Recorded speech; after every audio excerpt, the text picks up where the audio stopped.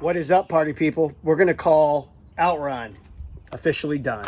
Here it is. All right, the factory amp board and the sound issues that we were having with this thing, everything from these bridge rectifiers to voltage going to the amp board. After spending enough time and energy on it and replacing components and testing components, I said, forget it.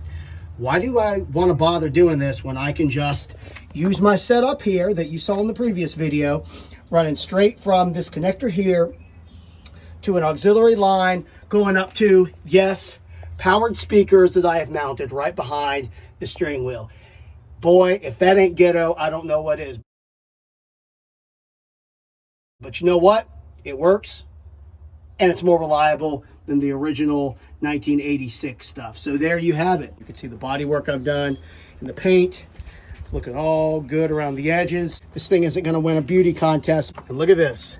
I take down the control panel, powered speakers, sitting right behind the steering wheel so you can hear that bass thumping. All right, one thing I do wanna do with y'all, we had to get the center badge for the steering wheel. I had ordered a reproduction. This fits right in there. Game's just simply not complete without it.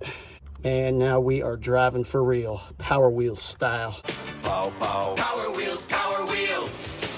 Now I'm driving for real. All right, so the big question, how's it sound?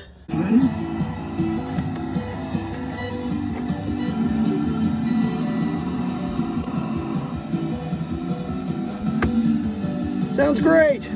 Check it out. Working sound.